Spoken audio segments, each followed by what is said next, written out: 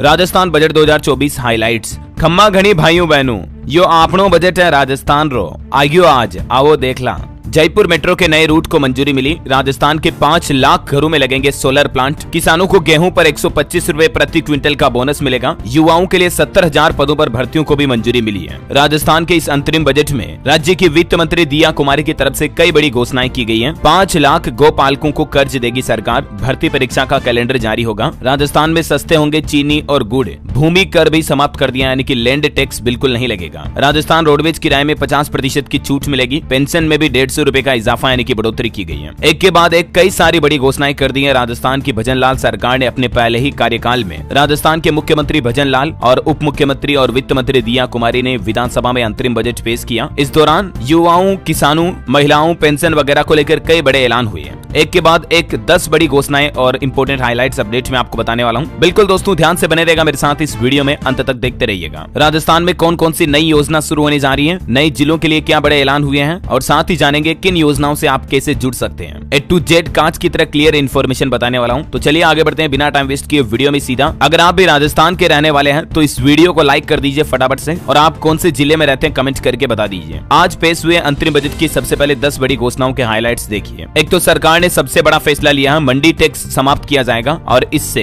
राजस्थान में चीनी और गुड़ सस्ते होंगे। लैंड टैक्स समाप्त करने की भी घोषणा की गई है। सामाजिक सुरक्षा के तहत महिलाओं व बुजुर्गों की पेंशन में 150 रुपए का इजाफा यानी कि बढ़ोतरी की गई है। यानी पहले 1000 रुपए पेंशन मिल रही थी तो अब 1150 रुपए मिलेगी। राजस्थान में बुजुर्गों का रोडवेज किराए में आधा किराया ही लगेगा, 50% छूट मिलेगी। अब तक ये छूट 30% ही थी। युवाओं के लिए 70,000 नई भर्तियों की घोषणा हुई है। आरपीएससी और कर्मचारी चयन आयोग की परीक्षा का वार्षिक कैलेंडर जारी होगा। अब जैसे एसएससी आईबीपीएस का होता है ना, वैसे ही राजस्थान में लाडो प्रोत्साहन योजना में गरीब परिवार में बेटी होने पर 1 लाख रुपए का सेविंग बॉन्ड मिलेगा और प्रसव की राशि भी 1000 रुपए बढ़ाकर 6000 कर दी गई है। गर्भवती महिलाओं को डिलीवरी के समय जो पहले 5000 मिलते थे वो अब 6000 रुपए मिलेंगे। जयपुर मेट्रो का विस्तार होगा। जयपुर, जोधपुर और कोटा में 500 इलेक्ट्रिक बसें चलाई जाएगी। प्रदेश में नई सड़कों के लिए 1500 करोड़ रुपए भी स्वीकृत किए गए हैं, जिनसे रोड डेवलपमेंट किया जाएगा। किसान क्रेडिट कार्ड के जैसे ही गोपाल क्रेडिट कार्ड भी बनाए जाएंगे और पहले फेज में 5 लाख गोपालकों को कर्ज यानी कि लोन भी दिया जाएगा। गाय पालने वाले किसानों के लिए ये गोपालक क्रेडिट कार्ड बनेंगे। राजस्थान में सरकारी कर्मचारियों को डीपीसी में 2 साल की छूट मिलेगी। आशा सहयोगी व अन्य को मानदेय में 10% की बढ़ोतरी की जाएगी। पर्यटन को बढ़ावा देने के लिए 100 करोड़ की लागत से महाराणा प्रताप सर्किट बनाया जाएगा। 20 मंदिरों के विकास के लिए भी राजस्थान के भजनलाल सरकार ने 315 करोड़ रुपए का बजट रखा है। चलिए अब कुछ कैटेगरी वाइज देखिए आप इस बजट में महिलाओं के लिए क्या बड़ी घोषणा हुई है, फिर देखेंगे युवा और शिक्षा के लिए बजट में क्या अनाउंसमेंट हुई है। महिलाओं की बात करें तो लाडो प्रोत्साहन योजना शुरू होगी। लखपति दीदी योजना के तहत 5 लाख परिवारों की महिलाओं की आय को 1 लाख रुपए से ज्यादा बढ़ाया जाएगा। लाडो प्रोत्साहन योजना के तहत गरीब परिवार में बेटी पैदा होने पर मैंने आपको बताया ना 1 लाख रुपए का सेविंग बॉन्ड मिलेगा। और जो पीएम मातृवंदन योजना के तहत महिलाओं के प्रसव पर 5000 रुपए मिलते थे उसको बढ़ाकर सीधा 6000 रुपए कर दिया। इस पर 90 करोड़ रुपए खर्च किए जाएंगे। हर ब्लॉक स्तर पर एक आंगनबाड़ी को आदर्श बनाया जाएगा, जिस पर 20 करोड़ रुपए खर्च होंगे। राजस्थान में युवा और शिक्षा के लिए बजट में कई बड़े अनाउंसमेंट हुए हैं। पिछली सरकार के समय पेपर लीक और समय पर परीक्षाएं नहीं होने से युवाओं के भविष्य के साथ अन्याय हुआ, ये कहना है राजस्थान की वित्त मंत्री दिया कुमारी का। इससे युवाओं में गहरा असंतोष है और सरकार बनते ही पेपर लीक के दोषियों को सजा दिलाने के लिए एसआईटी बनाकर कार्रवाई शुरू कर दी गई है। युवाओं को एम्प्लॉयमेंट देना जरूरी है। राजस्थान के हर जिले में रोजगार मेले लगेंगे और स्किल डेवलपमेंट प्रोग्राम भी चलाए जाएंगे, जिनसे युवाओं को नई नई स्किल सीखने का मौका मिलेगा। आरपीएससी, कर्मचारी चयन बोर्ड और वार्षिक भर्ती कैलेंडर जारी किए जाएंगे और करीब 20,000 युवाओं को गाइड हॉस्पिटैलिटी की ट्रेनिंग भी दी जाएगी। और शिक्षा में एक सबसे बड़ी घोषणा तो ये की गई कि अल्प आय वर्ग सीमांत किसानों के बच्चों को केजी से लेकर पीजी तक की शिक्षा बिल्कुल फ्री मिलेगी। पहली से 8वीं तक के सभी छात्र और 9वीं से 12वीं तक की सभी छात्राओं को 1,000 रुपए मिलेंगे। इससे 70 लाख बच्चों को फायदा मिलेगा राजस्थान में। चलिए दोस्तों अब देखते हैं बजट में किसानों के लिए क्या बड़े ऐलान हुए हैं। 2000 करोड़ का कृषि क्षेत्र के लिए राजस्थान एग्रीकल्चर कोष बनाया जाएगा। 20,000 फार्म पॉन्ड और 5,000 किसानों के लिए वर्मी कंपोस्ट भी बनाई जाएगी। साथ ही फूड पार्क और हॉर्टिकल्चर हब बनेंगे। 500 कस्टमर हायरिंग सेंटर बनाए जाएंगे। किसानों को फसलों के लिए मुफ्त बीज किट दिए जाएंगे और किसान क्रेडिट कार्ड के जैसे गोपाल क्रेडिट कार्ड बनाया जाएगा, जिसके तहत 5 लाख गोपालकों को कर्ज यानी लोन दिया जाएगा। हर गोपालक को 1-1 लाख का लोन मिलेगा। और देखिए नई सड़कों के विकास के लिए 1500 करोड़ रुपए का बजट रखा है। वित्त मंत्री बोली कि बिजली, पानी, सड़क, शिक्षा और स्वास्थ्य पर हमारा फोकस रहेगा। इन पर हमारी सरकार ध्यान देगी। अभी सभी गरीब परिवारों को 450 रुपए में गैस सिलेंडर दिए जा रहे हैं और गरीबों को अन्नपूर्णा रसोई के माध्यम से 600 ग्राम भोजन देने का फैसला भी किया गया। इसके तहत राजकीय सहायता प्रति थाली 17 रुपए से बढ़ाकर 22 रुपए की गई है। इससे 300 करोड़ रुपए ज्यादा खर्च होंगे।